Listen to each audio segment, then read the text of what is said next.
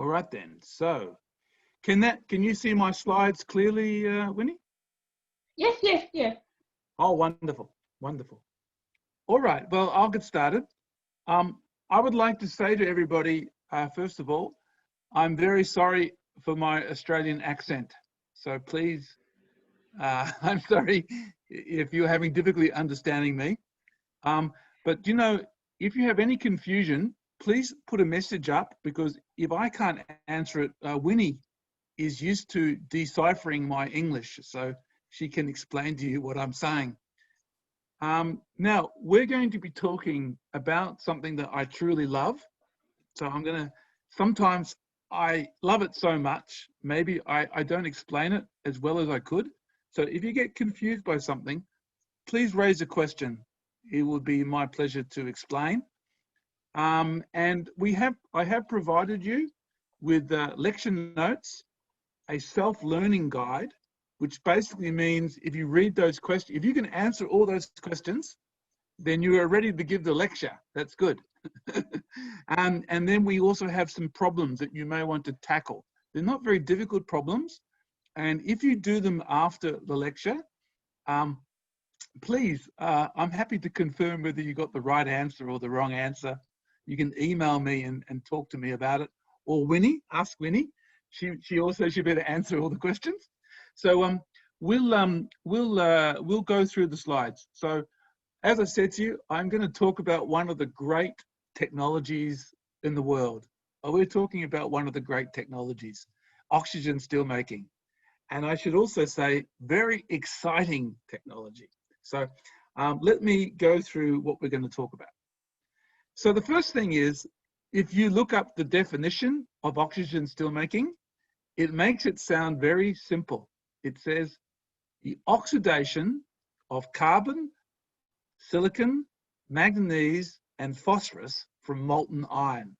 That's what it says is the definition of steelmaking. As you're about to see, that simple definition is actually very complicated. There are a lot of things to think about, but that's the basic definition. And here is a picture of an oxygen steelmaking plant. And when you go to an oxygen steelmaking plant, it's like seeing a volcano take off, right? So it's like standing next to Krakatoa. So you see a lot of heat. There's a lot of heat and a lot of things happening, all right? I always say to students, you don't know the meaning of the word exothermic until you have been to an oxygen steelmaking plant. Then you understand what it really means, this word. So we're going to talk a bit about this exothermic reaction. There are many chemical processes that are important. You're all chemical engineers, so there are many processes that are important. Of course, petroleum production, cement, copper, yeah, these are all important processes. But I would like to say mine is the most exciting. Oxygen steelmaking is very exciting. So it has a lot to talk about. So let's now talk about the course. So I'm going to give you an overview of the major processes for making steel, so you understand the context of this process. How does it fit in? Where does it belong? Then I'm going to talk about the basic layout, the basics of the process, just the basic things, all right? Then we're going to talk about chemistry, and because you are chemical engineers, you should all love that. We're going to talk about the chemical engineering of it. Oh, that's something I would like to say. I I've won a lot of awards for my work in steelmaking.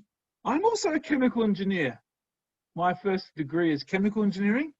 So you are going to know more about steelmaking than I did when I was a student. I didn't have anybody explain it to me very well. So you should have advantage over me. I'm expecting you to all do better than me, all right? Because you're going to learn about oxygen steelmaking in your chemical engineering degree. And then we're going to talk about Lance dynamics. So we're going to talk about fluid mechanics. Then we're going to talk about kinetics. And then we're going to talk about control. So if you look at it, we're going to go through the equipment, the basic chemistry, the fluid dynamics, the kinetics, and the control, all right? Which is a lot like any chemical engineering process, all right? So any chemical engineering process has those elements: chemistry, the fluid dynamics, kinetics, and then control. All right.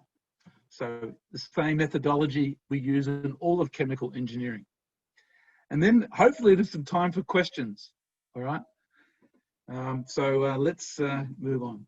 So first of all, you need to know is steel is an unbelievably important industry. And to give you some idea of the scale of the steel industry, in 2018, 1,808 million tons of steel was made in the world. I want to repeat that number, 1,808 million tons. To give you an idea how much steel that is, in Indonesia, you made 5.4 million tons that year. So that basically means that the world steel industry is 300 times bigger than what you make in Indonesia, right? To give you some sense of how big this industry is. And most of the world's steel is made in China, but there's a lot of steel made in Europe, in Japan, in India, in the USA. I think Indonesia will make a lot more steel, right? So I think one day, in 20 years from now, Indonesia will be making more like 30 million tons or 40 million tons. So that's another reason to pay attention to my lecture. You might get a job in steelmaking, all right? Because it's a growing industry in your country. Now, when you look at 1,808 million tons, you need to compare that to the other major metals. And aluminium is only 63 million tons. That's the next major metal. So basically, aluminium is quite tiny compared to steel. Steel is a huge world industry, all right? Now, also, it's gone under a lot of growth in the last few years, because you can see that in 1998, 22 years ago, not that long ago, it was 780 million tons. So basically, world steel production has doubled, over doubled in 20 years. So it's getting bigger. And you can see that in your own country. In your own country, the throughput of steel has significantly grown in your own country, and is very likely to increase more. So that's the scale of the industry, right? Very large industry. Please notice that Indonesia is still slightly behind Australia. Now, surely you can make more steel than the Australians. So we'll see what happens in the future. Now, a good question is why? Why is there so much steel made in the world? All right, why? Why so much steel compared to everything else, to aluminium? Well, one way to understand that is to look at the amount of energy required to make the metal, and also the global warming potential, which is the kilograms of CO2 per kilogram of metal, all right?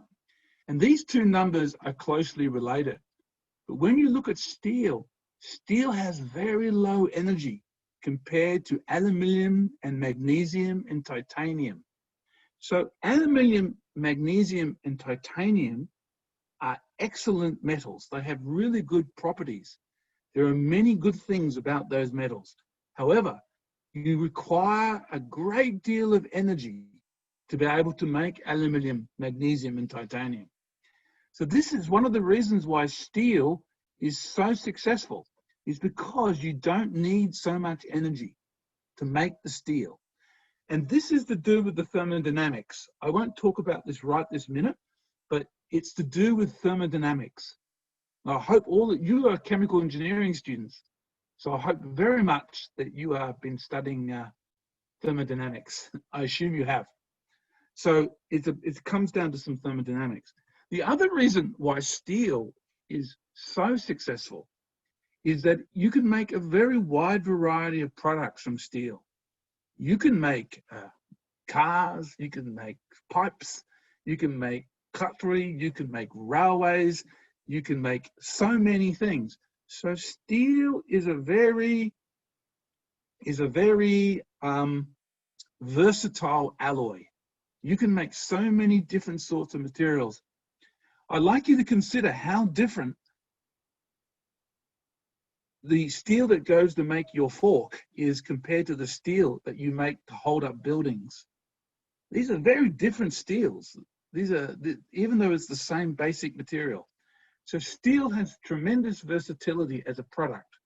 So that's the two major reasons. One, you don't need much energy to make steel compared to the other metals. And two, you have such a wide variety of properties that you can achieve. That's the two major reasons. Now, there are basically two major ways to make steel, all right?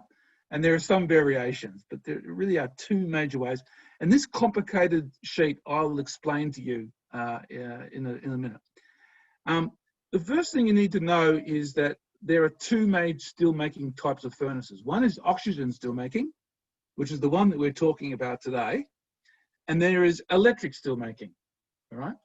And they both have different feed materials, which I'm going to describe to you in a minute.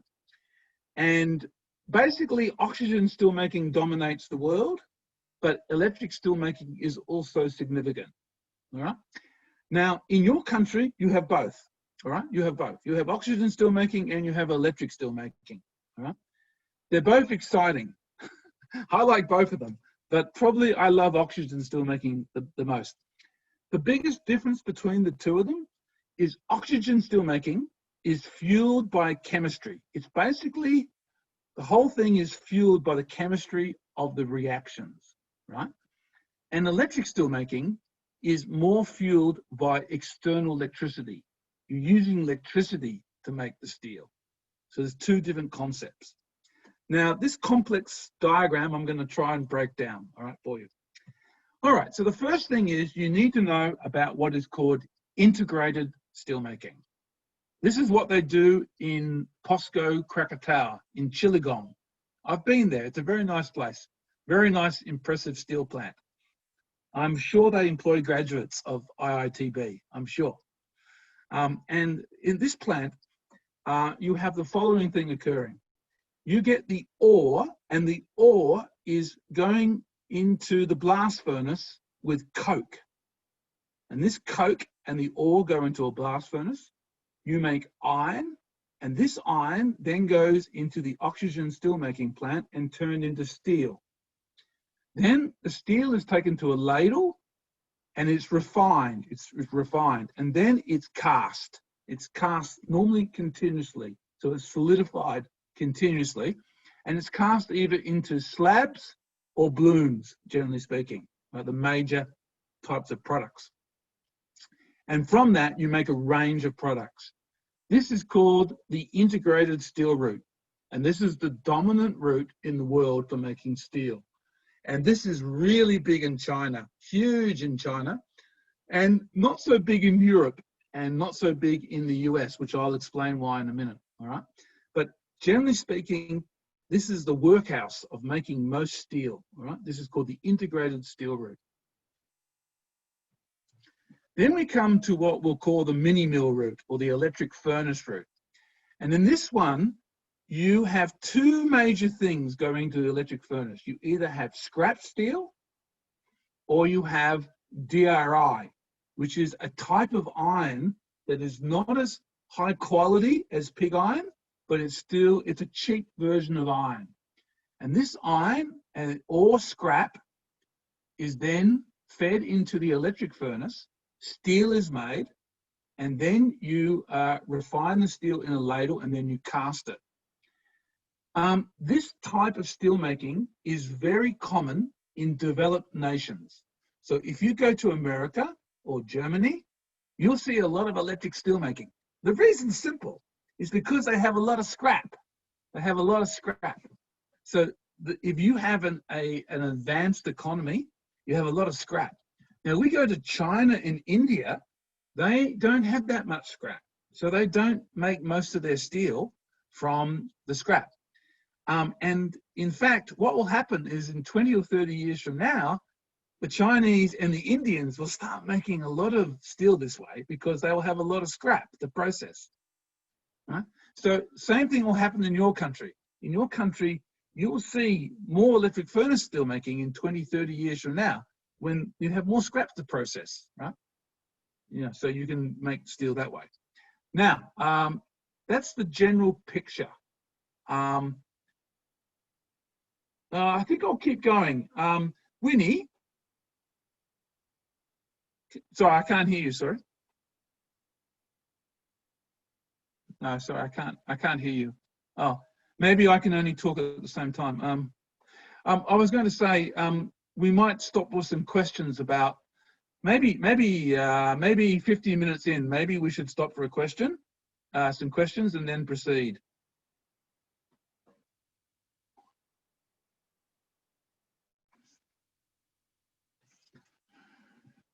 All right, so I'll keep going. All right, so now let's talk about iron making. All right, so now I've given you the basic roots for making steel, these two dominant roots. All right.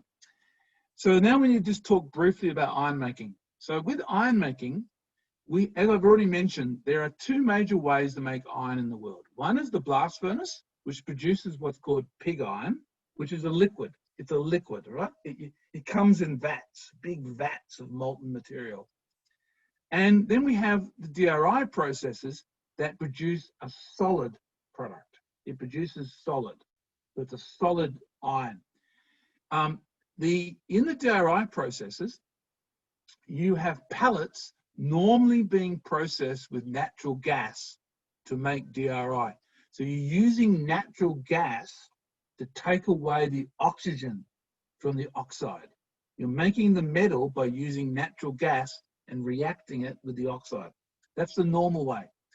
In the blast furnace, you're using coal, which you then turn into coke, and then that coke is then reacted with the ore, which is normally turned into sinter or pellets, and this will be then converted into iron. So these are the dominant ways of making iron.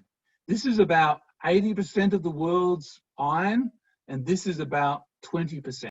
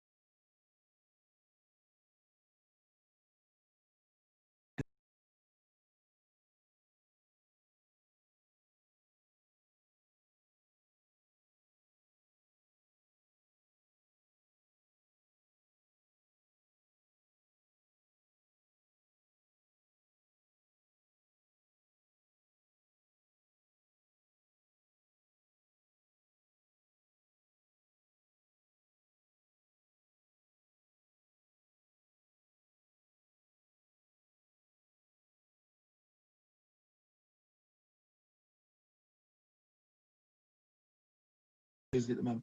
All right, we'll keep going. We'll keep going with the next lecture, next part of the lecture. Now, there are DRI processes that use natural gas, and probably the most famous one is the Midrex process. And the Midrex process, it has a shaft also, and it uses natural gas to form hydrogen and CO. And the hydrogen and CO from the natural gas are used to make the iron, to take away the oxygen. And this gas is reformed via a catalyst, and you make iron in a solid form. This is the most popular version of it. It's called the Midrex process. So you asked the question, Geoff, when do you have DRI and when do you have a blast furnace, right? That's a good question. So when is one favored over the other? So it depends a lot on the type of ore that you're processing. There's certain ores that are better suited to the blast furnace than they are to the DRI. It also depends on the availability of coking coals. So if you're not close to coking coals, or you just don't want to buy coking coals, then that's a bad thing for the blast furnace. The natural gas, if the natural gas is very cheap where you are, then you may be attracted to the DRI process. And that's one of the reasons why the top part of South America has a lot of DRI, because the natural gas is cheap. And it also depends on the money that you have. Blast furnaces are very large equipment and very, very expensive. So they are very efficient, but they are very expensive. So therefore, it tends to be richer countries that have blast furnaces rather than DRI. DRI tends to be a cheaper way to start making steel. And you can see that in your own country. In your own country, you started making iron using a DRI process called the HYL3. Well, actually, you started with HYL1, and then you went to HYL3. And the reason I know this is because I had a lot to do with Krakatau Steel when they were doing this. Now you guys use blast furnaces, right? So basically, the blast furnace is very good for making iron when you have coking coals available and you have money to build the furnace. So in general, blast furnaces are high throughput plants close to coking coals, and DRI processes are favoured in developing countries where there's lots of natural gas. Right? So these are the major forms of making iron. There's also a third form of iron, and that is called direct iron making. And this is not very big in the world at all. So this is relatively small. And in this process, you put ore and coal and you make iron, but you don't have to use coking coals. You don't need coking coals. You can just use ordinary coal. And at the moment, there are really only two commercial versions of this process. One is called Corex, and the Corex process has a fluidized bed process going into a melting vessel. And they use coal to generate the gases to go into this fluidized bed. So this is a fluidized bed process. And then you make iron coming out the bottom. This process is nowhere near as efficient as the blast furnace, all right? So this process is not as efficient as the blast furnace. The reason why people use this process is because they're trying to get out of buying coking coals. They wish to use ordinary coal, all right? That's the motivation of this process. This is the one that's invented by the Australians. This is called high smelt. And the high smelt process is a more advanced version of this process. And it has a more complicated system for processing the iron ores before it comes into a melting vessel. So it's a more sophisticated version of this process. This process has been commercialized, and it's been commercialized in China. So now this little bit of Australia is in China. So the Chinese have commercialized this process in the province of Shandong. This is only a very tiny amount of the world's iron production, all right? You should realize. The iron produced from these plants, from these direct iron, is quite different from the blast furnace. So it's a liquid like the blast furnace, but it has very different chemistry. Notice here, low silicon, low manganese, relatively low phosphorus. So it's an unusual material. So it's a little bit tricky how to deal with it in the next step. So it produces molten iron, but different from the blast furnace. All right, I have now summed up the whole steel industry in 25 minutes. So Winnie, they have to sit an exam explaining every aspect of the steel industry on the basis of this. No, you don't have to do it. Let me explain. So what can I tell you? World steel production will continue to grow. That is clear, all right? Don't expect steel production to go down, not very likely. In fact, it's quite likely to grow in Asia and decline slightly in Europe and America, all right? That's the most likely thing to occur. The integrated route is likely to dominate for some time, all right? So it's not going away very quickly. The scrap EAF route will be favoured for mature economies. So as Indonesia's economy develops, you'll see more scrap melting. And DRI is particularly favoured in particular locations. Now, here's something very, very exciting. DRI processes can be modified to be run on hydrogen, no natural gas. That is a very big topic in the world at the moment. Now, normally, I love telling people that iron making is a bit boring compared to oxygen steelmaking. But I must say that this new development of hydrogen could be very, very exciting. So that's something that for those of you who want to make a lot of money, now some of you in the room will want to become very wealthy from your ideas. If you can find a good way to make iron from hydrogen, you can make a great deal of money. That's a very interesting topic. I can't talk about it today. That's a separate topic, but I mentioned it to you. Right. So, direct iron making, which has not been very successful so far, I'm not sure what its future is. It's unclear to me what its future is, all right? So we'll just have to watch that space. At the moment, there are only really two commercial processes, Corax and the Australian one, High-Smelt. The Dutch are also working on one. It's called Uklos. Now, I'm a bit worried about that one because it's also Australian-Dutch effort. I'm not sure whether the Dutch and Australians work well together. I'm not sure, but it started off as a Dutch-Australian concept. It's called Uklos. I won't describe it today. All right. All right. We have questions.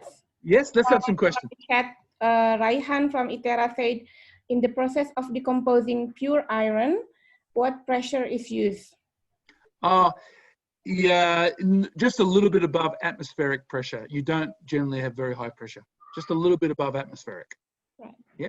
What Okay. other questions? Yeah. Before we move to the next topics about steel, do you have any question? Please raise your hand. No. Very quiet. All right. You can continue then. All right. So now I've been just talking about iron making. We're finally getting to the main topic, oxygen steelmaking. Can I say though, if you wish to be a good chemical engineer, you need to understand the process before and the process after. You can't just understand the process in isolation. You need to understand the whole process. So that's why we talked about iron making. All right. So now steelmaking is, as you know, very important technology. Steelmaking has had a very complicated history. It originally was made in crucibles, just crucibles, little buckets of steel. It was the only way they could make steel for a very long time. Then they started mass producing steel, and that was called the Bessemer process and the open half process. These processes have all died out. These ones are no longer exist. And the two dominant processes are now the electric arc furnace and oxygen steelmaking. And oxygen steelmaking is the dominant one, as you can see in this diagram. Let's talk about the Bessemer. So the Bessemer is the first mass-produced steel process, right? And in this process, you get molten iron and you blow air. This is air, not oxygen, air. And the air goes through, reacts with the molten iron, and you get a very rapid reaction, and you make steel in maybe 30 minutes. You convert, they say, you convert the iron into steel. This process was a great revolution in its time, and it changed steelmaking, but it had many disadvantages. Main thing was control of quality. So this process tended to be not produce that high quality steel. And one of the big problems is that the air is used to go through this, to react with the steel. Air contains nitrogen, right? As you know. And nitrogen is very bad for steel quality. So this was putting nitrogen in direct contact with the steel. And that was definitely a disadvantage to making high quality steel. So the Bessemer process was a good revolution, but it was not, it didn't make that high quality steel. There was a process called the open half process, which was used for a long time, and it was good at making high quality steel. And what happened in the open half steel is that you would have very large flames of combusting gases over the iron or the scrap that you are turning into steel on this half here, D.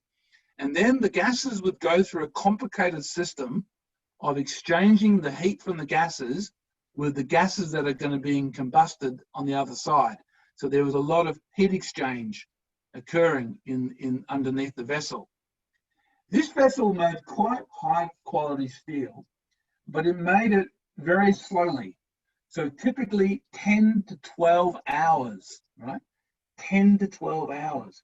So this means in 10 to 12 hours, you could watch the whole series of Game of Thrones. You could read a novel. You could form a relationship in 12 hours, right? So 12 hours is a long, long time. So it was good quality steel, but it was slow. All right. Now, during the Second World War, for the first time, cheap oxygen became available.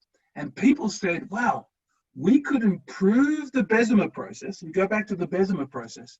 The big problem with the Bessemer process was that it had air. We could get rid of the nitrogen issue by bringing in oxygen. All right. So people started trying to experiment with oxygen. And the really big breakthrough was done at Zurich ETH in Switzerland, where Professor Dürer blew oxygen from the side of his vessel and he made steel. This then went to Austria and it was tested in two places, Linz and Donawitz. And because it was tested in these two places, in Europe, they call this process the LD process, named after Linz and Donawitz, LD, all right? And in this, they got this basic concept and turned it into an industrial process, all right? And they did this very quickly. 1948, this is the professor. The professor has the idea in 1948, and in 1952, it's commercialized, all right? So maybe your students, Winnie, will have a good idea, and then 4 years later, they will revolutionize steel production. I hope so. And this is what the very first test plant looked like in 1949. So just imagine, from this crazy experiment is one of the world's great industries. Look at this. This is a very crude experiment. And you can see they didn't have much control of the fumes. You would not like to be standing there. That would be a little bit uncomfortable, I think. And here we see them trying out the process. All right. Now, the process has evolved in several different directions. And unfortunately, there's a lot of confusing names for these processes. All right, so it takes a long time to know the names. So here is the basic process, which is called the BOF process, or LD. In Europe, they call it LD, and the rest of the world, they call it the BOF. And the BOF stands for Basic Oxygen Furnace, and I'll explain where that comes from. Sometimes it's called the BOS, Basic Oxygen Steelmaking. Sometimes it's called the BOF, and sometimes it's called LD, all right? If you don't find that confusing, then you're not easily confused, all right? So LD, BOS, or BOF, they're all the same. They're the same process. And in this process, you have a lance blowing oxygen onto the iron, all right? Now, another common variation is to blow nitrogen and argon in the bottom to stir the vessel, to stir, for stirring. So the oxygen is blown in to provide reaction, and then nitrogen and argon are put in the bottom. All right. And there's another variation of that as well, depending how you bring the nitrogen and the argon in. All right. Then we get to really exciting steelmaking. And in this process, they blow oxygen from the top and they blow oxygen from the bottom. So they have incredibly high interaction. This is called Q-BOP. Q-BOP, right? Or Q-BOF. And this is not so common, which I'll explain to you in a minute why. It's not very common. And you will not be surprised to know that this is like a racing car version of oxygen steelmaking. This is like having a huge engine, 2 engines. Right? And it's very, very fast, but a little bit difficult to control. This one is where they just use bottom. So this is where they use blowing oxygen into the bottom, just like the Bessemer, but instead of using air, they use oxygen. And to do this, you have to have a very clever design to avoid melting the bottom of the vessel. Because you see, there are so many reactions that occur that are hot in steelmaking that you would actually melt the bottom if you just didn't find some way to cool it. All right, so in the rest of this lecture, I'm going to concentrate on these two processes here. And the reason why I'm going to do that is, first of all, you need to not spend too many hours with this Australian professor. But the other reason is because this is what dominates world steel production. And here's a diagram, and it's showing that most of the plants in the world are the first two sorts that I discussed. These two sorts here, not these ones here. All right? So we're going to discuss this because these are the dominant ones. Oh, just to confuse you a little bit, some people call the Q block the KOBM. Right? So some places they call it the KOBM, and some people call it the Q block. So I'm sorry it's so confusing, so many different names. All right, so you hopefully are thinking to yourself, well, why does top-blown oxygen steelmaking dominate? Why? What reason? Well, bottom-blown steelmaking is definitely quicker. It's definitely quicker. And the quality is also fairly good. The reason why is because top-blown is so easy to operate and maintain. So if you have a lance that's going into a vessel, here's my steelmaking vessel, here's my lance. If something goes wrong, it's very easy to pull the lance out and to repair the lance. So it's a very simple thing. Also, it's quite simple to change the dynamics of the process by lowering the lance at different heights. All right? So basically, the other processes work well, but they're a bit complicated. The oxygen steelmaking process is much easier to control. All right? There are also many other variations of the process. For example, the way that you stir the bottom. Stirring does help, as we'll discuss. And there's also a lot of work on nozzle design. And I will explain a little bit about that today, but that's a very detailed topic. Yeah. And there are also techniques, what they call slag splashing. And what they do is they actually put another lance down the vessel, a separate lance, and they splash the slag in the vessel to protect the vessel. And we won't have much time to talk about that today. And there are also different ways that they add flux, which I will talk about. Now, the actual process goes through a pretty simple steps. The first step is to put scrap in. Now, straight away, I hope you notice that it's a batch process. It's not a continuous process. It's a batch process, all right? And the first step is they put the scrap in.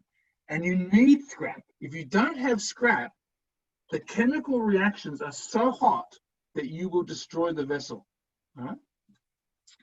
The next step is to put hot metal into the vessel. So you pour your molten iron into the vessel. Then you blow, and you blow with the lance at different heights, and you make it into steel. This may take 20 minutes, 25 minutes, 30 minutes, depending on the chemistry, but typically 20 to 30 minutes. And then you tip out the molten steel, and you go to the next step. So the whole thing takes about 30 to 40 minutes. And you basically make steel in very large quantities. These vessels typically 200 tons to 400 tons. So that means that you can make 400 tons of steel in 30 minutes. Imagine that. That's a lot of steel. So I always describe oxygen steelmaking as the busy process. It's very busy. There's a lot of things occurring in this process. So the first thing you notice is that you have oxygen being injected at a great, you have oxygen being injected at a great speed, supersonic speeds. So you get really good interaction between the oxygen and the metal. Right? Above the metal is formed a slag. This slag is molten oxides. And these molten oxides have flux added to them to get the chemistry correct. So you have to have the right chemistry slag. So you have flux being put in, you have scrap, and you have liquid iron. These are the basic ingredients. Liquid iron, basic fluxes, and scrap. These are the major things that are added. And you then inject into the bath and you start making steel. There is a lot of reaction occurring in this region here where the oxygen hits the bath, and in the slag where you have lots of droplets of metal reacting inside the slag. The vessel is generally made of MgO, and this MgO protects from being dissolved from the slag. Basically, this slag is designed to remove silicon and phosphorus. You're basically trying to remove silicon and phosphorus in the slag. The carbon leaves as carbon monoxide and carbon dioxide. That's the basic process. When you look at the most important reaction is decarburization, getting rid of the carbon. And the carbon is removed either by reaction here, where the oxygen hits the bath, or in the slag. And basically, the harder you blow oxygen, the harder you decarburize. So you start increasing the flow rate of oxygen, you start removing carbon quickly. Now, you'll soon see that there are problems with doing that, right? There are problems that stop you from doing that, right? But in essence, if you blow more oxygen, you make more steel, right? So that's an important thing to realize. The bit that's really complicated and the bit that has made my hair go grey, trying to understand, I used to have dark hair, but I have all grey hair now. And one of the reasons why my hair has gone grey is because I've been trying to understand how the chemistry of the slag changes. So the chemistry of the slag is changing a lot. And you can see here the different chemistries. We see the lime is going up. We can see that the silica is changing, going down a little bit. And we're seeing the FeO, the iron oxide, go through this sort of up and down pattern. And at the same time, the slag is getting hotter. So as you go along, look at the temperatures. The slag may start at 1350 and it ends up at 1650, right? So we're talking really hot, seriously hot. And you can see that it's changing with time a lot. And some of Winnie's best friends from her PhD were spending their lives trying to understand these graphs because they're quite complicated. And we'll talk to you about that. I'm very proud to say that Swinburne University is the leading university in the world, I would say. They're trying to understand this, how this works. Right? We really try to understand this very complicated situation. So there have been a lot of advances in oxygen steelmaking. The injection technology has changed a lot. There are all sorts of TWIR designs and jet designs that are designed to improve the injection going into the metal. And there have been also tremendous improvements in the refractories. So the refractories have been a massive improvement. When they first started, the refractory would only last maybe 2 or 3 times. Now it lasts thousands and thousands of times, right? So that's a big advance. And there's been a lot of advances in sensors, process control, and modeling. And I will talk a bit about this in the second hour of my lecture. All right, I'm just going to check where we are. Yeah, all right. I'll just go a little bit further. No, I think it's a good time. Why don't we answer a few questions now? Any questions? You can see the chat, and there are 3 questions there. Yeah, could you read them out for me, please, Winnie? From Jonathan, Professor Jeffrey, on the matter of hydrogen steel making, maybe iron making, yeah? How will the hydrogen will be produced? Will it be from the steam reforming or natural gas? And how about the cost of hydrogen-based production process when compared to coal-based process? Oh, this student is very good, Winnie. What is his name or her name? Jonathan. Jonathan, can you show your video? Jonathan, very good, mate. Extremely good questions. All right. Yeah. let me address those questions. Yeah. Unfortunately, at the moment, making hydrogen from renewable energy is a bit expensive. In fact, I would say about 3 or 4 times too expensive. So the dream would be to make the hydrogen from renewable energy. But at the moment, it's still too expensive. So that is a great challenge. Now, we can make hydrogen from natural gas, but the problem with that is that we're then generating CO2 from that process. So what are we winning? Now, some people say we should combine carbon capture technology with hydrogen generated from natural gas. They call this blue hydrogen. They call the hydrogen from renewable green hydrogen. So at the moment, there is a great deal of investment in the world to try and bring down the cost of either green hydrogen or bring down the cost of carbon capture. And if those two things could be achieved, then we could start making steel from hydrogen and largely remove the CO2. That's the best answer I can give to that very good question. Right. Okay. Thank you. Thank you, Professor. No problems. The next one from Natasha Angelina. I would like to ask a question about your previous statement that Indonesia also having opportunity on DRI. Looking at DRI using scrap metal, what consideration do you have in mind on capabilities of Indonesia collecting those scrap metal for scrap metal collection? Right. What kind of scrap metal do you prefer to be used for DRI? Right. First of all, just to explain a little bit, you use the scrap for electric steel making, not for DRI. You don't put scrap in the DRI. You put iron ore into a DRI. It's a slight misunderstanding. But if you're putting the scrap into making steel, then obviously Jakarta is a fantastic place for scrap, and there already is a scrap melting furnace in Jakarta. So my basic answer to that question is that when you have a dense population of people, then it becomes attractive to melt scrap. Jakarta already has one. I predict that other parts of Indonesia will start building scrap processing plants as they get more and more scrap. I would think Bandung one day may have its own electric steelmaking plant. That is possible to imagine, depending how Bandung grows. When I went there last time, I noticed a lot of crazy traffic. So maybe one day there will be scrap melting there. But basically, when a city gets to a big enough size and there is enough scrap steel, then you can justify putting an electric steelmaking plant there. That's my answer to that question. Okay, yeah, okay. And one more from Brian Hafiz. I have a question regarding the batch process of LD steelmaking. Is there a way to make it continuous process? Or is, why the inventor made a batch process in the first place? Oh, Winnie, you have really good students. Okay, that is a very open your video. That is a very perceptive question. That's a very perceptive question. All right. So why is oxygen steelmaking made by batch?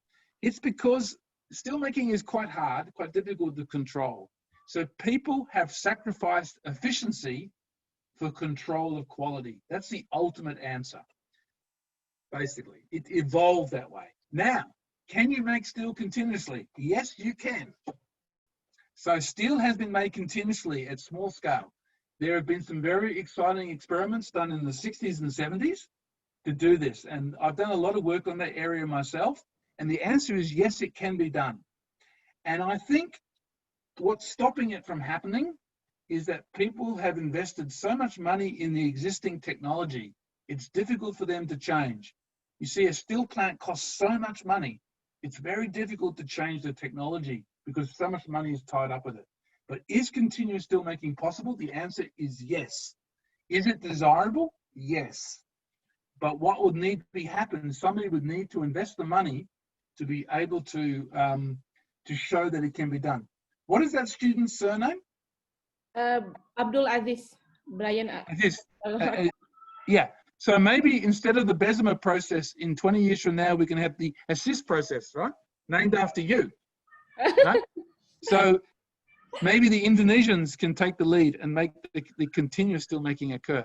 It's not a crazy idea. There are very good reasons for making steel continuously. That is a good question. Right. All right. Thank you. Thank you, sir. No problems. My pleasure. Now, let's talk about the technology. So the technology at the moment is they inject the oxygen above Mach 2. That's twice the speed of sound. All right? And this speed of sound means you have to distribute the gas. If you just shoot the gas straight down, you won't get good interaction between the oxygen and the metal. So what they do is they tend to have 5 or 6 nozzles at the edge of the tip. So they inject some of the gas down there, some of the gas down there, some of the gas down there. Right? So they have multiple nozzles, and typically 4 or 6, but sometimes they have 8. Depends on the design. And these are called Laval nozzles. And I think Winnie, these students all study fluid mechanics. Is that right? Yes. Good. Here, fluid mechanics. Yeah, so they should know what Laval nozzles are. So Laval nozzles are a practical way of generating supersonic speeds. And these nozzles are angled at about 10 to 15 degrees C, all right? So 10 degrees angle, sorry, not degrees. And this angle means provides the right level of contact they have discovered through experience and a lot of work. Now, basically, there is 2 major ways of blowing into the furnace. One way is what they call soft blow, and the other way is called hard blow. The soft blow is when you have the lance high. So you have the lance above the bath quite high. And this may be, say, 4 meters. And then there is a place where you blow hard and you get close, maybe 2.5 meters. And basically, people have found good combinations of hard blow and soft blow to get good steel making. All right? There is a big trend now around the world to moving to automatic control. So instead of relying on the operator, so it used to be that the operator is moving the lance. Now they have a fully automatic systems for controlling the lance instead of doing it by manual control. Right? So that's basically a change that's occurring over the last 15 years, 20 years, and that is continuing throughout around the world. So that's a basic overview of the technology. Now, there are many, many chemical reactions occurring in the furnace. So let's just go through this carefully. There are reactions here where the oxygen hits the bath, right? There is the oxidation of carbon, there is the oxidation of silicon, there is the oxidation of iron, and there is the oxidation of manganese, all right? And they occur here. Then you have the reactions that form the slag. So in the formation of the slag, you have to get the lime to dissolve, the MgO to dissolve, and you also have to get different compounds dissolving into the slag. So there's a number of reactions occurring in the slag. And then there are reactions occurring in this slag in what we call the emulsion zone. And these are between droplets. So droplets that contain carbon, silicon, and manganese, and they react with FeO in the slag to make iron. So you have reactions occurring in the emulsion, in the slag emulsion, that are these type of reactions between the droplets. So the carbon in the droplet, the silicon in the droplet, and the manganese in the droplet. You then, of course, have the dissolution of the scrap. That's another complex problem. And then you have also the potential for oxidation of the gas before it leaves to make what we call post-combustion into CO2. Now, these is a good summary of the major reactions, but you can see there are many reactions, all right, occurring at the same time. So remember what I say, it's the busy process. It's the busy one. So how are we going to make sense of all these complex things? How are we going to make sense of this complexity? Right? So this is an issue for all of chemical engineering. When we look at a process like oxygen steelmaking, we see many things occurring at once. We see different chemical reactions. We see mass flow. We see heat transfer. We see many things. So one reaction is just to go, oh my God, it's too hard. I can't make sense of it. All right. That's one reaction. But the reaction that a chemical engineer should say is right. First of all, let's establish the thermodynamics of the system. What is the thermodynamics of this system? And what does that really mean?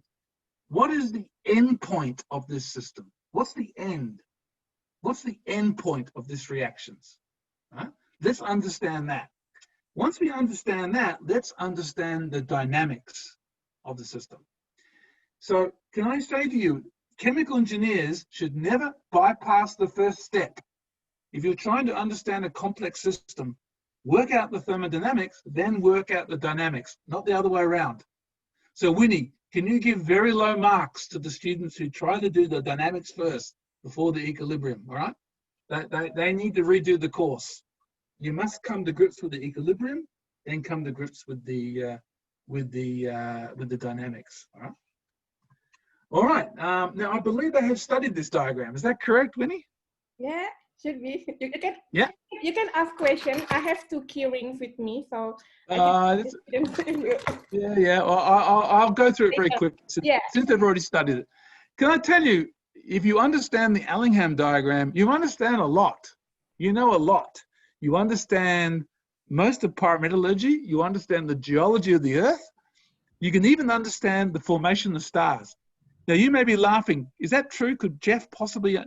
At the moment, I have 3 PhD students studying how to process rocks on the moon. And have a guess what they start with? The Allingham diagram. All right? So if you want to understand how to make something from minerals, you need the Allingham diagram. And the Allingham diagram has on one side negative delta G, right? And that is negative Gibbs free energy.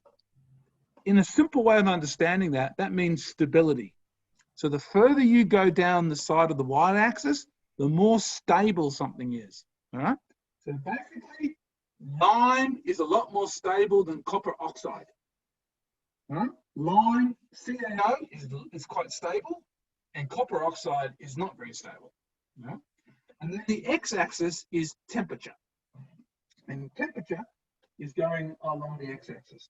And what you notice is that all the oxides, except for one, all the oxides are becoming less stable with temperature. Please notice, they're always sloping one way. So then we get to something that we know that's very important. If you want to make an oxide chemically unstable, you need to make it hot, right? An oxide will become less stable as you make it hot, right? But there's one oxide going the other way, and that is carbon. And the oxide of carbon, carbon monoxide, becomes more stable with temperature.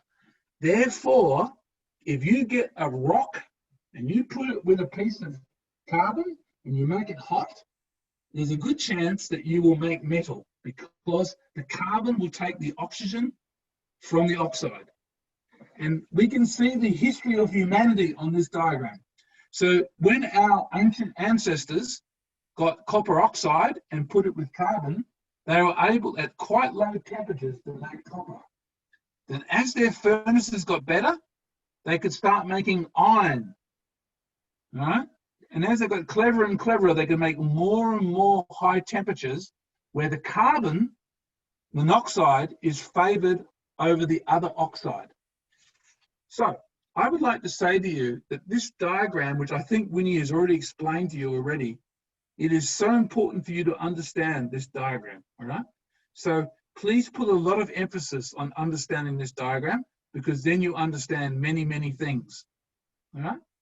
Now, you're chemical engineers, so you probably studied the Reynolds and friction factor diagram. Similar diagram. If you understand that, you understand a great deal about fluids. If you understand this, you understand a lot about minerals, all right? It's a very important diagram. When you look at this diagram, it tells you that the most stable oxides are lime, MgO, alumina, titania, silica, manganese, iron oxide, and phosphorus oxide. Aha! Now we get to a very important thing to understand. Iron oxide and phosphorus oxide are quite similar in stability. They're quite similar. What does that mean? That means the conditions good for making iron are the same conditions that are good for making phosphorus. I'll repeat that because it's such an important point. Let me say that again. The conditions for making iron are good conditions for making phosphorus. Therefore, when you try to make iron, if there's any phosphorus present, it'll go in the iron. Now I have some very bad news for you. Phosphorus is terrible in iron. If phosphorus dissolves into iron, the steel is terrible.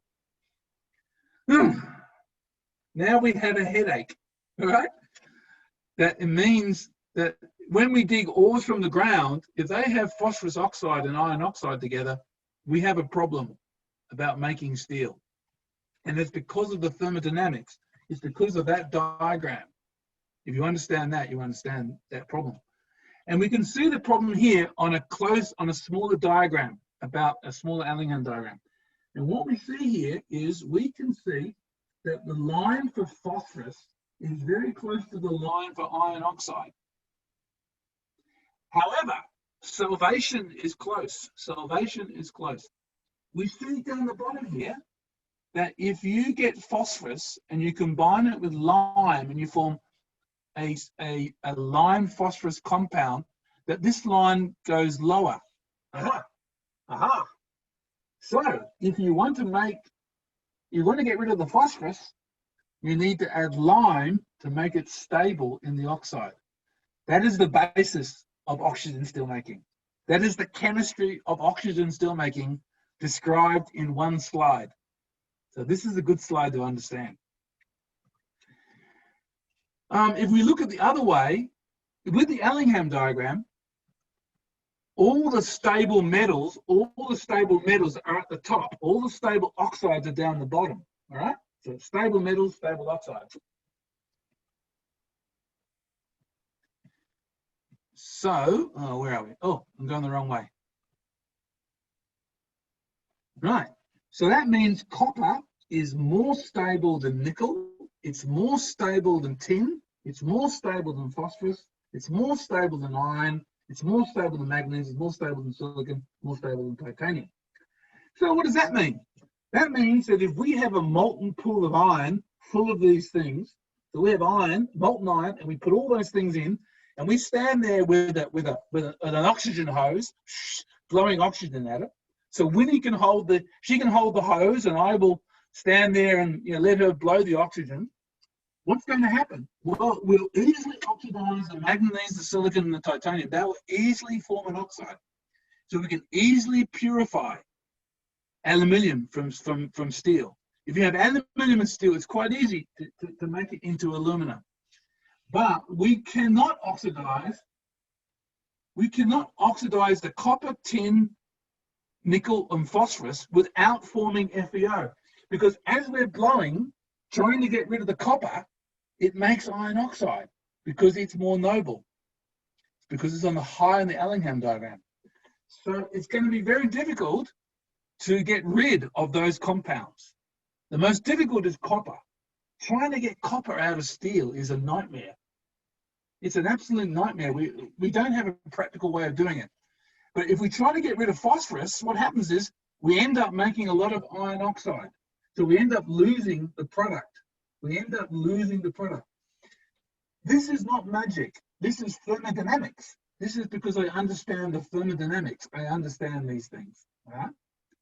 So that's why I keep encouraging you to understand these diagrams. So here's a summary. If we're going to make steel, how do we remove phosphorus? Well, we've got to get rid of the silicon and the manganese first, because unless that's gone, we can't get rid of the phosphorus. When we get rid of the phosphorus, we can't avoid making FeO. We can't avoid it. We must make FeO. There's no option. We're going to have to lose some yield. We're going to have to lose some of the product along the way. And we learned that lime is good at stabilizing the phosphorus in the slag.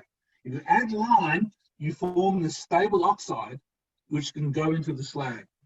But remember, you can't make it too hot, because if you make it too hot, notice on the diagram, as you make it hot, the oxide gets less stable. So if you get too hot, the phosphorus goes back.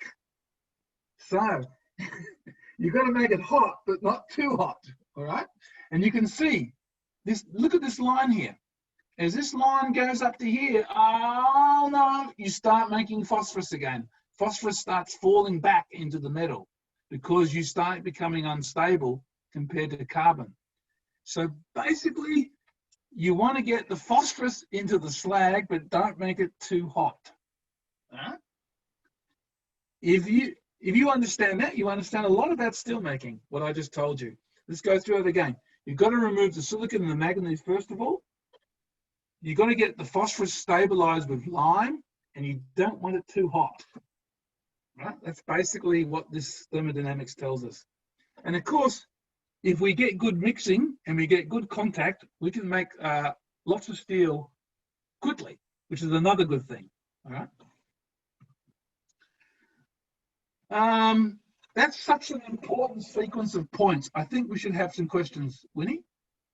Well, the things I just said there are extremely important.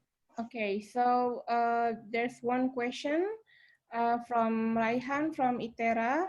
I have a question regarding oxygen steel making. Why do modern furnaces carry a load of iron faster than open heart furnace? What affects it, and what is the specification of the equipment or technology used so that the process is faster? Right. The real reason why it's faster is that by blasting the oxygen into the steel, into the iron, let's get a picture up. It's a very good question. I'm very happy with the question so far, Winnie. I am forming a very good impression of your students. So if we blast the oxygen into the furnace, we have two things. First of all, we create a lot of interface between the oxygen and the iron. So that means that these reactions here have lots and lots of interface. But the biggest effect is that when you blow, you make a lot of droplets. And those droplets are where these reactions are occurring. So basically, in chemical engineering terms, you are creating more surface area. That's the major effect. You're creating more surface area to interact between the slag and the metal. That's the major effect. Yes, Wendy, any other question? No, only. Or do you have any questions, students? You can ask straight away. Okay, not yet. All right, good. I'm either doing a good job or I confuse them totally, Winnie. It's either one of those two options, or maybe yeah. maybe somewhere in between. So now this is showing you. Oh, sorry. This is showing you some of the important chemistry equilibrium. Right. So we're now moving beyond the Allingham diagram, and we're now looking at more complex equilibriums. And what we see here is a diagram that shows phosphorus in the slag over phosphorus in the metal, right? So phosphorus in the slag over phosphorus in the metal. So we would like that to be as high as possible. And this is showing you iron oxide in the slag. And then what we have here is lime over silica in the slag. So what we're doing is in lime and silica lines. And you'll see that as you increase the lime and the silica, you get more and more phosphorus in the slag. Right? And that's consistent with this argument here, that you add lime, you get rid of phosphorus. All right. The other thing that we notice is that you get to a certain peak and then it starts to go down. The reason why it goes down is because the iron oxide starts diluting the lime. The effect of lime becomes less because you have more and more iron oxide, right? So there's a certain point where the iron oxide gets rid of the effect of the lime. That's basically what's occurring here. But there, generally speaking, the more lime and silica you add, the better you get removal of phosphorus. Here's another very important diagram. This is another equilibrium. You can see the line here. There's the line, equilibrium. And this is showing the equilibrium between iron oxide in the slag and carbon in the metal. So when you have high carbon, you have low FeO. When you have low carbon, you have high FeO. So what that means is that when you start trying to get less and less carbon in the steel, you create a lot of FeO. Now you need to know something. Generally speaking, high value steels tend to have low carbon, generally speaking. Right? So that means that you can't avoid making FeO. You'll make FeO when you do this. And in fact, you can see that the industrial processes, this is BOP and QBOP, they are quite close to the equilibrium. Not perfectly, but quite close. So basically, oh, excuse me, I'm having trouble with my internet. Wait a sec.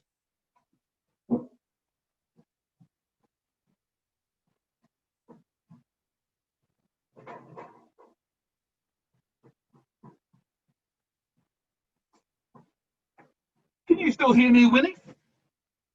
Is everything still going? Yeah, I can hear you. Good, that's good. Thank you. It came up as being unstable, so I just went to check the. So this basically means that it's fairly close to equilibrium in the industrial processes, all right, for this particular aspect of it. Now I have a very interesting graph that's also a little bit complicated. So what we have here is phosphorus in the slag over phosphorus in the metal, and here we have temperature. And you can see that all these lines are going down. They're all going down. So in other words, the hotter it gets, the less phosphorus you take out. So basically, the hotter it is, the more phosphorus goes into the metal. So this is something you want to avoid. You don't want to be here. You don't wish to be here, right? This is not desirable. You much prefer to be here, right? Much prefer here. Unfortunately, it's even more complicated because now we have four different technologies, 4 different types of technologies on this same graph. And you can see that there is a very large difference. What does this tell us? It tells us that this is not at equilibrium. This tells us that these plants are not at equilibrium. The phosphorus is quite some way away from equilibrium. This is what this tells us, which means that we need kinetics to understand it. We can't understand it very well from equilibrium. That's what this tells us. Right, wow. I'm doing well, Winnie. I've got through a lot. So now we're going to talk about, have they studied anything about the chemistry of slags? No. Oh dear. So I have to explain that as well. Yeah. Winnie, I'm working very hard here. This is very hard work. Yeah. All right. I'm going to talk to you about an important notion called about the chemistry of slags. So the chemistry of slags is divided up into 2 major ideas, acid and basic. We talk about acid slags and basic slags. And acid slags are essentially slags that are dominated by covalent bonding. So this is the bonding mechanism. Basic oxides are dominated by ionic bonding. So one is ionic, one is covalent. That sounds simple. It is simple, but unfortunately there are a lot of oxides in between. So it gets a bit more complicated, right? And here is a diagram. This is a very useful diagram. So this diagram is one of those diagrams that's good to keep. And it shows you that the basic oxides can be related to the ionic bond fraction of the oxides that they from the oxides that we're talking about. And acid oxides have also quite this different type of ionic bond fraction compared to the basic oxides. And your most famous basic oxide is lime and sodium, all right? But MgO is a little bit basic, but not totally as basic as lime. And then silica and phosphorus oxide are famous acid oxides, all right? And then we have some oxides that are loosely acid, like iron oxide, right? And then we have all these ones that are in between, all right, to make it very complicated. So a lot of researchers around the world are trying to make sense of how these oxides behave. This is quite a complicated story. But basic oxides and acid oxides are fairly straightforward.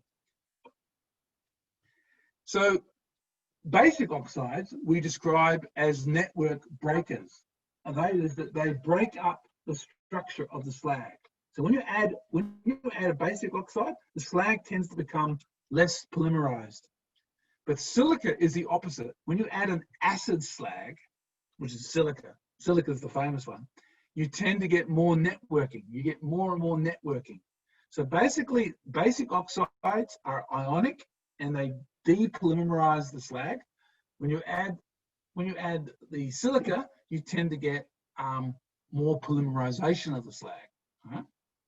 And this picture here is a famous picture that explains the process. So as you add more basic oxides, you tend to break up the silica structures in the slag. So this is what the slag looks like when it's very acid, and this is what it looks like when it becomes more basic.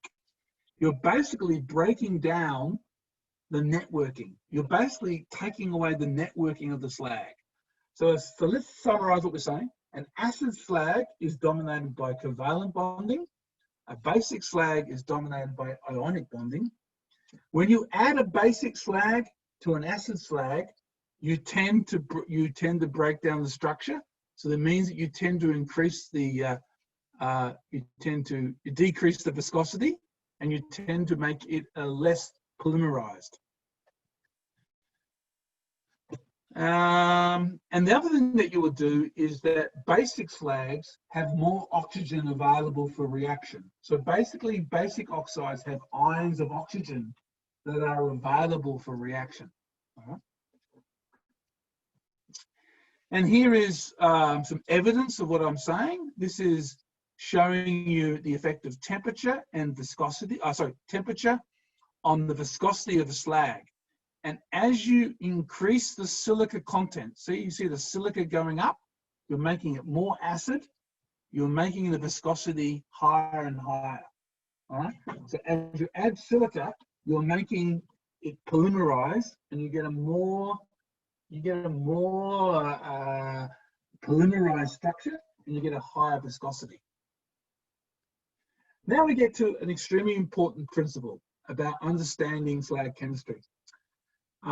Acid oxides readily dissolve into basic oxides.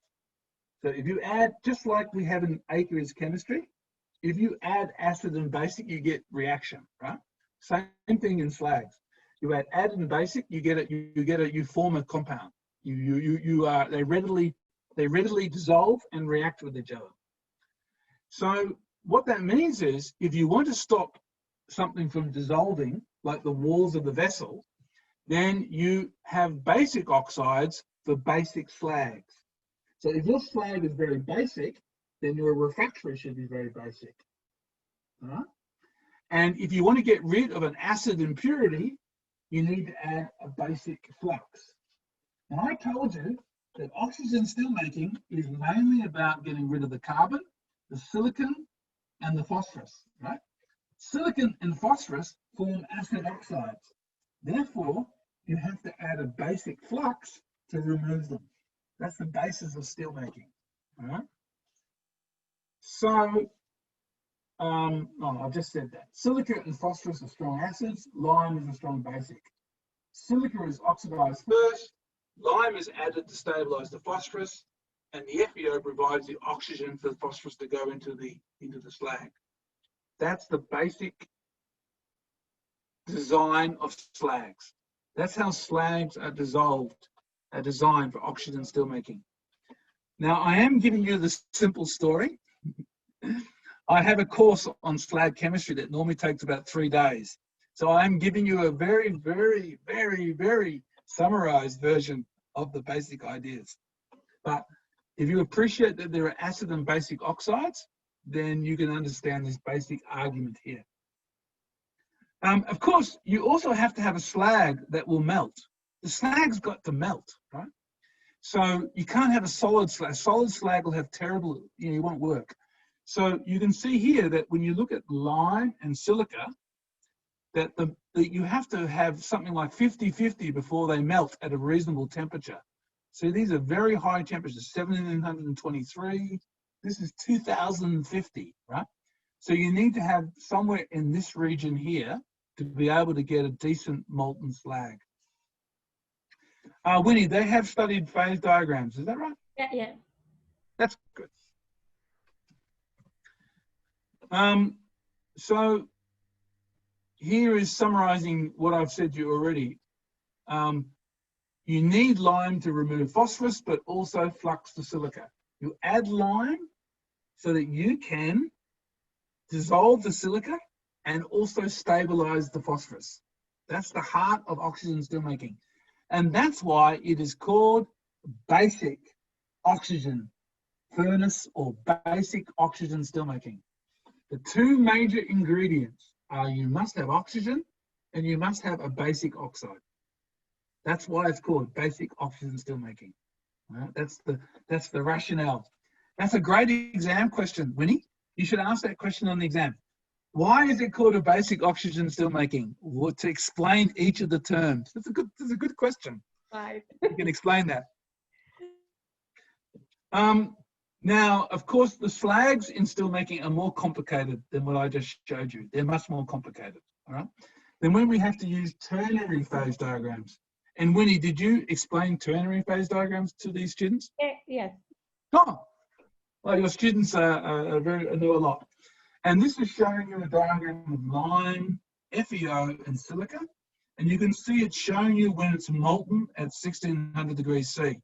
So as you can see, it's a little bit tricky to design the slag to be liquid because there's a number of places here where you can easily form solid. And of course, the MgO and the NMO just make it more complicated. I won't go into that now.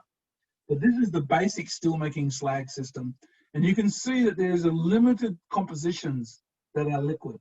So you've got to design a slag that's liquid as well as getting rid of silicon, as well as getting rid of phosphorus. Right? It's got to be liquid, otherwise it's going to be very difficult to make the steel. And here's another important relationship. Now, I mentioned to you that the vessel is made out of MgO. So imagine that this is made out of sugar. This cup is made out of sugar. And let's imagine we have tea in the cup and we put sugar in the tea. To make sure the cup doesn't dissolve into the tea, I need to make sure that the water, the tea, is saturated with sugar. I need to make sure that it's completely saturated with sugar. Otherwise, the cup will dissolve. That is the logic of the refractories in oxygen steelmaking. And because it's made out of MgO, this is showing you how much MgO you need to make sure that it is saturated. This is showing you the saturation.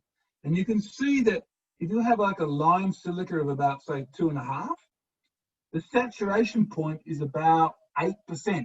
That means that your slag will need to have 8% MgO. Otherwise, it'll start dissolving the wall. Your cup will dissolve. My cup will fall into my hands and I'll look very stupid.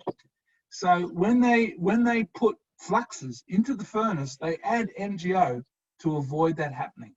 That's the basic argument. So how do people measure this basicity? Well, unfortunately, by not a very sophisticated technique.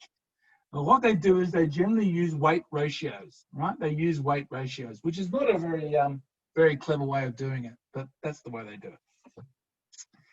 And because this is not very scientific, there's been attempts to try to come up with scientific formulas to correct for it.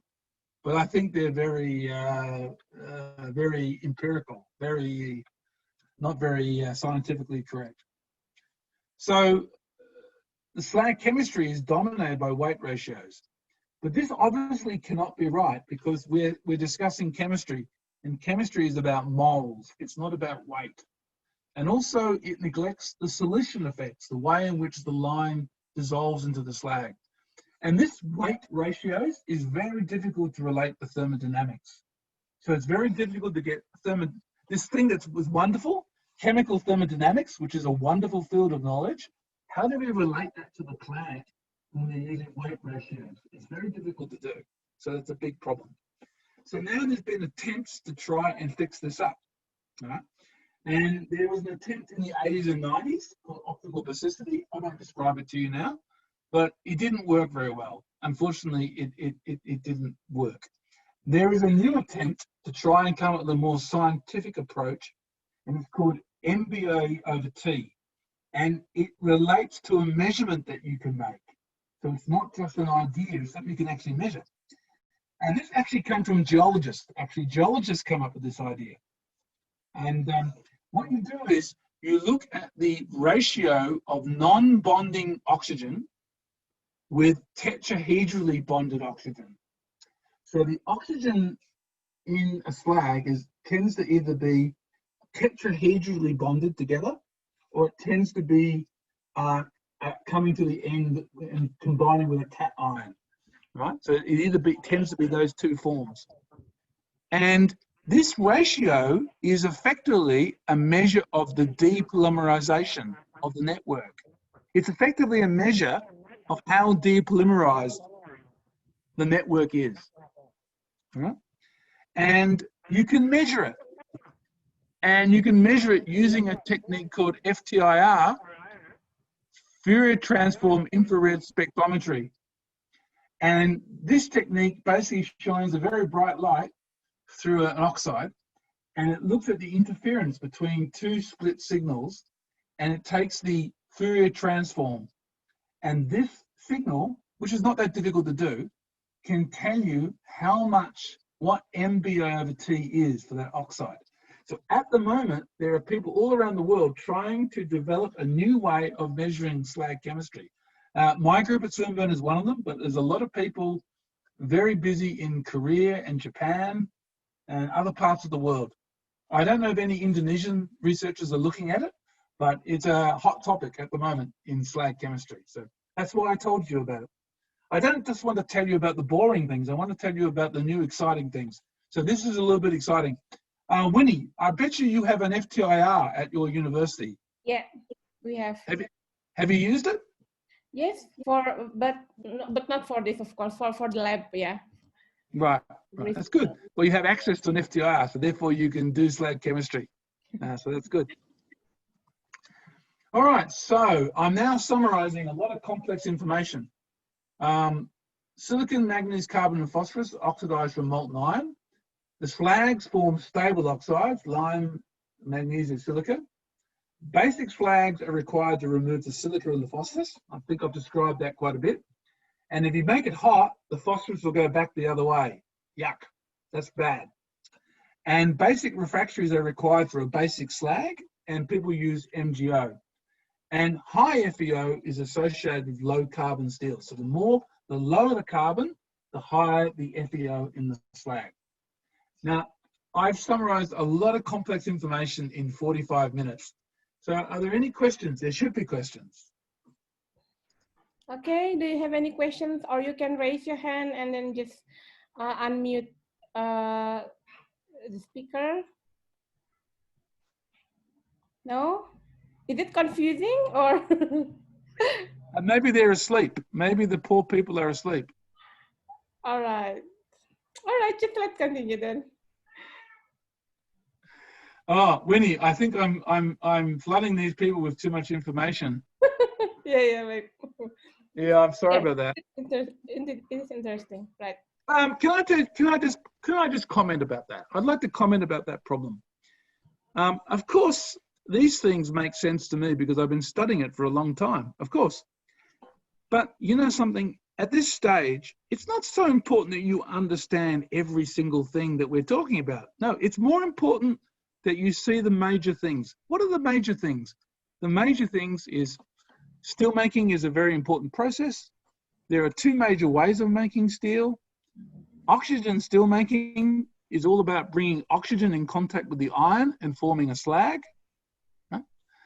And that phosphorus is very difficult to remove because it's closely related to iron. Maybe I can, maybe I can ask questions. So, how many % of phosphorus in the iron that should be removed? All right. Yeah, the trouble is you only need a little bit, and the quality of the steel is not very good. So even if you have like 0.1 or 0.2% in the molten iron, it's a big problem. So you've got to get it out. So even in tiny amounts, it's a big problem.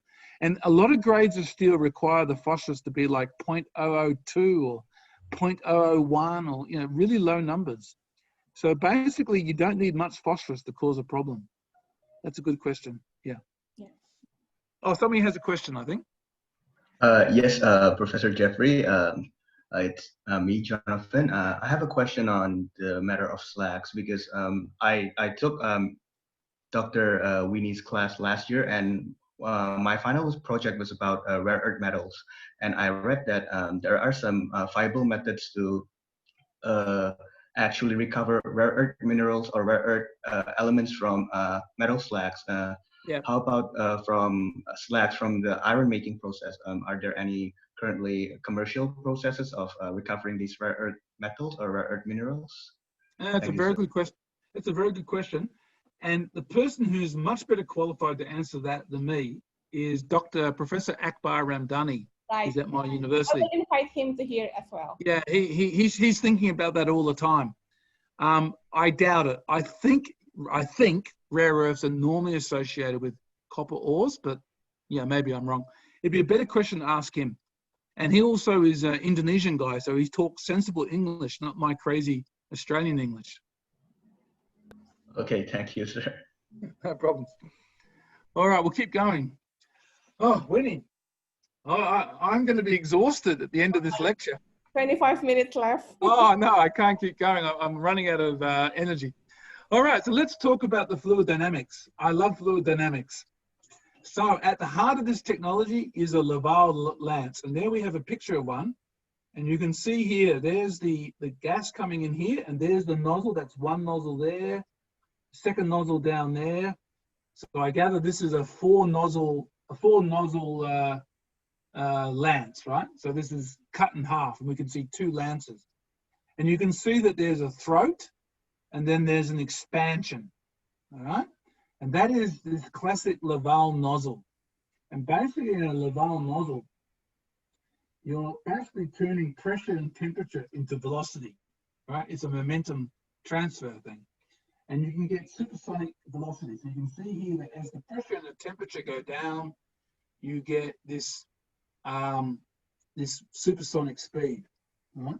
And I'm sure the students have studied this in fluid mechanics, so I'm not going to spend time on explaining it. So this is the basic idea of the Laval nozzle. And we have studied a lot at my university. In fact, this is studied by a good friend of Winnie. That's studied by Morshid. Yeah. And Morshid, he did his PhD same time as Winnie. And now everybody in the world uses his papers on this topic. So it's very exciting. And what he did was he tried to understand how the velocity of the lance changes with distance and the effect of temperature. So what happens as you change the temperature? And you can see here that the lamp's dynamics changes a lot with temperature. And he was the first person to really understand this very well. He did a really good job. So can you remember Morshid working very hard on this one, on Winnie? Yes, I know. Yeah, he's now a lecturer at Swinburne. He's now in the, So yeah. Yeah, which is nice. Yes. So it's very good when your students do cleverer things than you. It's good. And we also need to understand, of course, that these jets, apart from putting oxygen in contact with the steel, they also generate droplets. They generate lots of droplets. So the lamps, it affects splashing, but it also affects something called slopping, which I'm going to describe to you in a minute. And how do we control the decarburization? And how do we control the post-combustion? And can we control splashing? These are all big questions about lances, right? We've done a lot of studies on the splashing. And this is also done by an associate of Winnie's. This is done by Shaban Sabah. So she was studying same time as Winnie as well. And her work is also used by people all around the world now. So that's really good. And she was studying how this jet causes splashing. And you can see here that the splash is breaking off at the peaks of the waves. So when you inject a lance, gas down, you cause a wave. And these droplets break away. Can I tell you something very exciting? The first person to really come up with the best explanation for this is an Indonesian man. His name is Subagio, and he is a professor at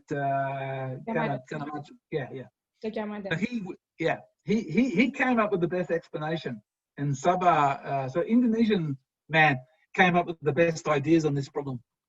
Anyway, Sabah identified that there are two basic ways that we have splashing. One, when you get this splashing where the droplets rip off the side here, and another one where you get the gas is digging into the liquid and a lot of the droplets fall back into the liquid. These two different modes of splashing. And basically the splashing goes through an up and down curve like this. See? So when you get close, when you get really, really close, you're in this mode, which is called penetrating.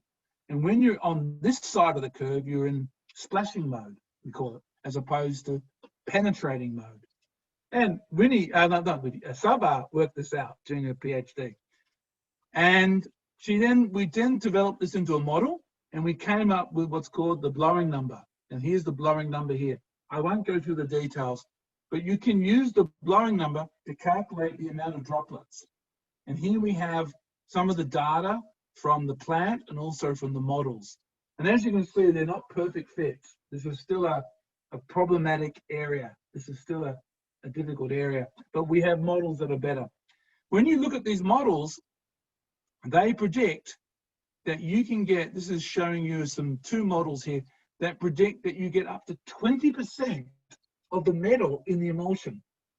So in other words, we blow so hard that we create 20% of the metal is thrown up into the emulsion. And the person that said to me, why is oxygen steelmaking so much quicker than open hearth steelmaking?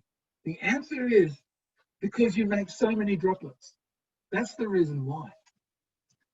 And this business about splash is complicated.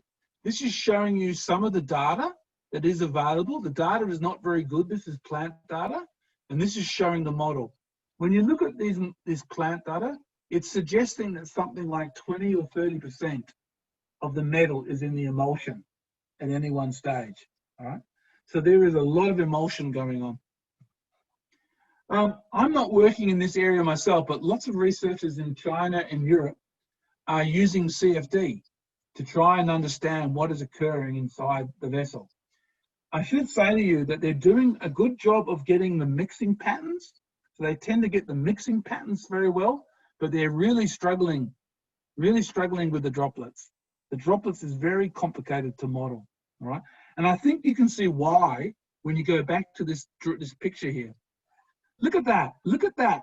Do you think that is easy to model, that what is occurring there? I think that is very, very difficult to model, right? That is a very complicated physical process occurring there.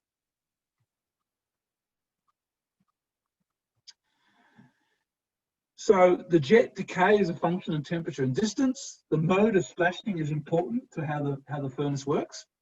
There's significant variation in the splash vertically and horizontally. The blowing number can predict a believable splash number, and the CFD is developing. And I delivered a paper in 2016 that summed this all up, explaining where our knowledge is up to in this.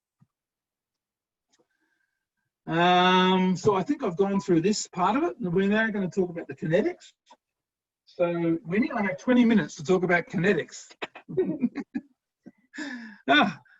Do I get a free lunch next time I come to IT Bandung? Or? Yeah. I'll tell the students something funny. I came to a conference one time in Indonesia, and a lady sold me a T-shirt outside the conference, and we started talking. She became my PhD student. She just finished her PhD. Epna Lupitri. Yeah, from metallurgical engineering. Yeah. So I love going to Indonesia. So please, next time I come, could one of you please give me some nasi goreng for my lecture here? I'm working very hard. Right. All right. So let's talk about the kinetics. So I think we've already explained all these things here about the iron, the flux, and the scrap, and we talked about the oxidation, and we've talked about the lance. So what do we know? We know that the decarburization is a strong function of the flow rate, and people think that this is basically controlled by the injection of the oxygen. And they think it slows down at the end. This bit gets slow here. They think it is because the carbon is not supplied in the bath. You need to stir the bath to get enough carbon. That's the conventional idea about how decarburization works. When people talk about the metal chemistry, well, to be honest with you, I have to be honest with you, the conventional description doesn't really explain it, right? So to be frank with you, there's not a proper explanation, but people have written qualitative ideas about how it works. I'm very happy to report to you that a paper published from our university in 2019 gave a quantitative explanation. But so I've written down the conventional description, which is very qualitative. And then when we get to slag generation, it's probably worse. There's lots of aspects about slag generation that are not understood, particularly the FEO. The way in which FEO behaves is really not understood at all, to be honest with you. There is some understanding about why the lime takes some time. There is some understanding about the silica, but the rest of it is not really understood properly. Now, I have now come to a crucial moment in my life. I'm now going to describe a big moment in my life. All right. So in 1998, I was in Pittsburgh working as a researcher. And next to me was an experiment being taken place by Melessian. Her name is Catherine. And Catherine is a big, tall lady, very nice lady, and she's very good at rowing. And she was doing these experiments, and we were talking a lot and looking at each other's experiments. And she had an X-ray, through the furnace. She could use an X-ray to see through the furnace. And she put a droplet of iron into a slag, and this is what happened. The droplet suddenly reacted in like you expect, because it has carbon in it, but it formed a bloated droplet. The droplet stopped being a firm droplet and became like, it blew into a big droplet. What's going on? This is crazy. What is going on? And then the droplet slowed down its reaction, and then it formed a dense droplet and it sank. All right. Now, little did I know that that observation would influence the next 22 years of my life. So myself and many students have been trying to make sense of this. And we have developed a new way of understanding steelmaking, which is called the bloated droplet theory. And I'm very happy to tell you that it's becoming widely accepted around the world. And what it says is that you need to understand this if you're going to understand steelmaking, basically. You can't understand the kinetics of steelmaking unless you understand this process. And my student, Neslin Dogan, who's now a professor in McMaster University, also a good friend of Winnie's, she developed a very good model based on this experimental data. And it shows how the carbon content of the droplet influences the residence time of these droplets. And when you have high carbon, you have high residence time. And when you have low carbon, you have small residence time. This provides a new explanation for how steelmaking works. It means that at the height of the blow, what is happening is you are making a lot of droplets rich in carbon, and you have a lot of droplets in the emulsion, and you have lots of steelmaking. When you get to the end, you have low carbon. Therefore, you have low residence time. Therefore, you have low rate of steelmaking. This is what this tells us. Now, from that, Swinburne University has spent the last 15 years developing a fully descriptive model of oxygen steelmaking. And this has been completed by a very brilliant student called Bapan Rout, who's working all the work from all these other people. And he put together all these different parts of the model about the droplets, the lance, the slag generation, many things. I obviously cannot describe this to you now. It would take another 2 hours. And underneath it was the following model. The basic thing is you have droplets being generated, they bloat, the gas escapes, they become dense, and they fall back. All right? And from this, he then developed a model that described the decarburization of the steel, of the iron during the blow. And he was able to quantitatively predict this generation rate. He was then able to compare against the plant data, and he actually came up with pretty good models that predicted. So here is the one by Dogan, and here's the one from Rout. Something I'm very proud of is that last year there was a big review done of all the models for steelmaking in the world, and half the paper was from quotes from Swinburne. So that made me very proud, of course. And people are trying to use the Swinburne work to develop better models of steelmaking. And he also was able to show how the dephosphorylation is changing in the emulsion with time. This is the first time we've ever been able to predict these things. The first time ever, right? We've never been able to predict these things. And he also shows how much of the dephosphorylation is occurring where the gas hits the bath. And as you can see, it's dominated by the emulsion. And he was able to quantify this. He was able to predict the chemistry changes, the carbon very well, the silicon very well, the manganese reasonably well, not perfectly. And he was able to get the phosphorus reasonably well. So these are the best models ever. I'm sure of that. These are the best models. One thing I need to explain to you, that these models are not curve fits. These are actually scientific models. There's no curve fitting. This is just science, right? Now, you can start seeing some of our problems with this. This is showing here the slag chemistries predicted by our model compared to what was measured on the plant. And you can see that the silica is good, the lime is good, the phosphorus is good. The only one that is difficult is the FeO. The FeO we're not predicting that well. So I would say the current status is that the Swinburne model that we have developed is a very good predictor of the kinetics of the process. But unfortunately, it is not predicting the FeO as well as we would like to. And I think that is because we don't understand it properly. That's my honest feeling. I understand the phosphorus reaction quite well. I understand the silicon reaction, but I don't really understand exactly what is driving the kinetics of iron oxide. And I think we need to do more fundamental experiments on understanding that reaction before we can solve this problem. Now, I should tell you, I've been emphasizing the Swinburne work. In other parts of the world, in India and Korea and Canada, there is also very good work going on, and some of their work is superior to our work, of course.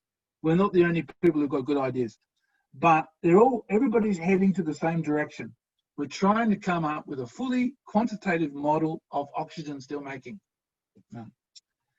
Now, I was going to talk to you about control, but I must admit, my voice is about to give way. I think you are ready to go to sleep.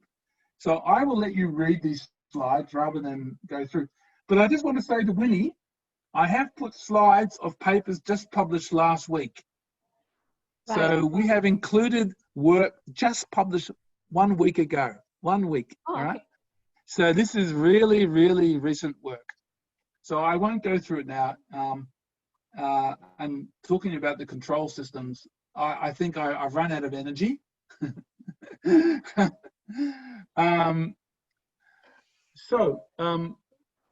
I would like to say in summary, I've gone too far. I'll tell you what, I'll go back one step. There are two central challenges in oxygen steelmaking control.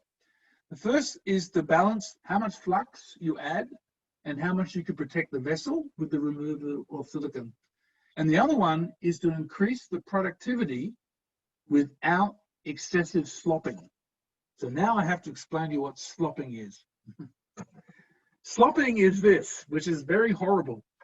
Slopping is when the slag foams so much, the foam is so strong that the slag comes over the top and flows over the sides. If you ever got a milkshake and you blow into the milk and all the foam comes over the side, that is what slopping is, except it's very ugly and very horrible. So how to push productivity without slopping? Well, one of the answers is to develop better controls. So there is a lot of work at the moment using new control systems. This one here is using vibration.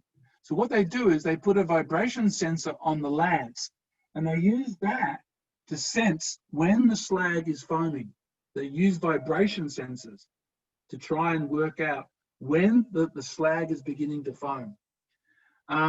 There are other people that are using sound, and there are other people that are using light. They're using the light signal, the slag coming up. There are other people that are combining mathematical models with measurements of the off gas. That's another thing that people are doing to try and control the process.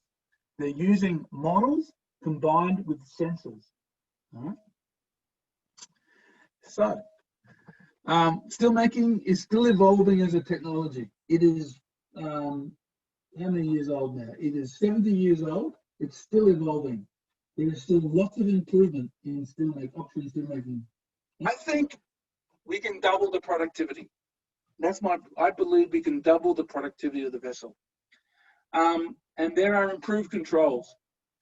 Whenever you are trying to understand a complex process like oxygen steelmaking or any complex chemical process, please start off with the mass and energy and then the thermodynamic limits. That's the first point of call.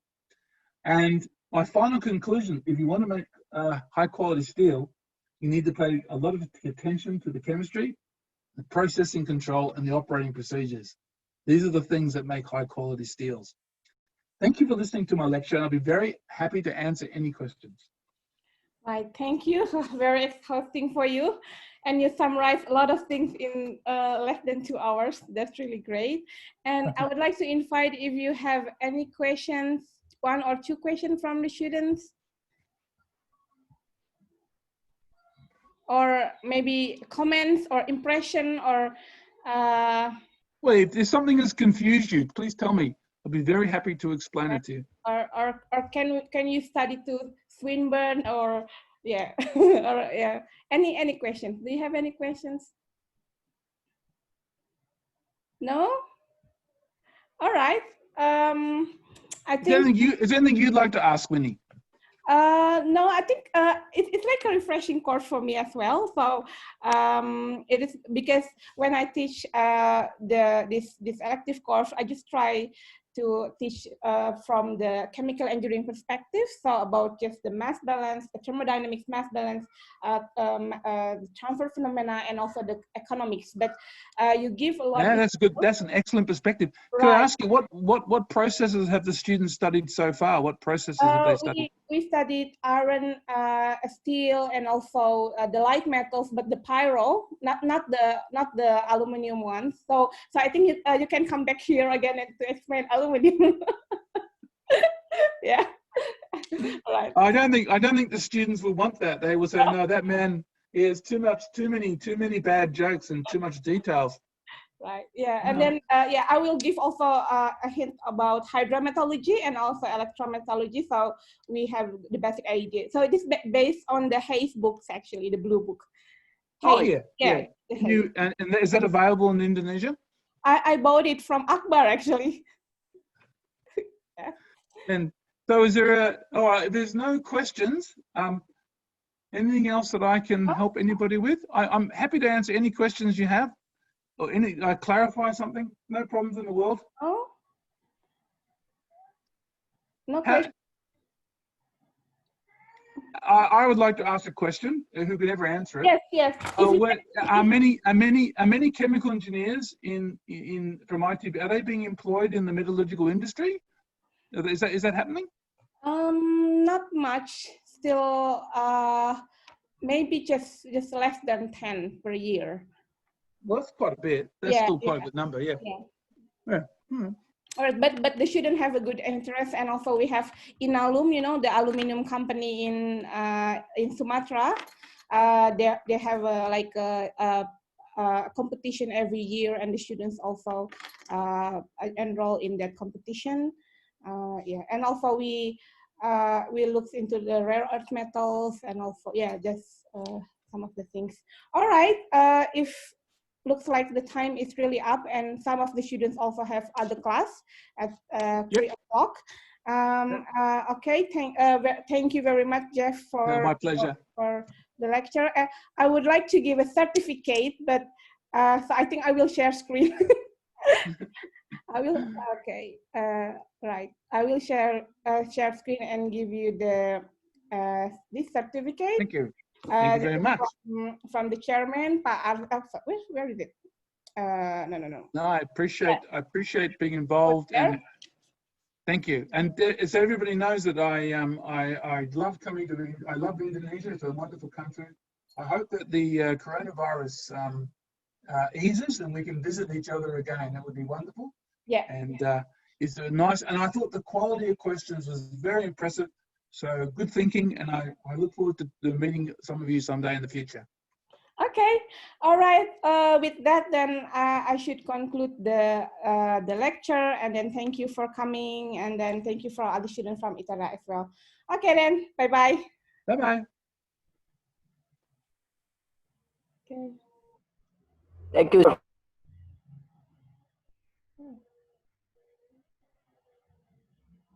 Okay.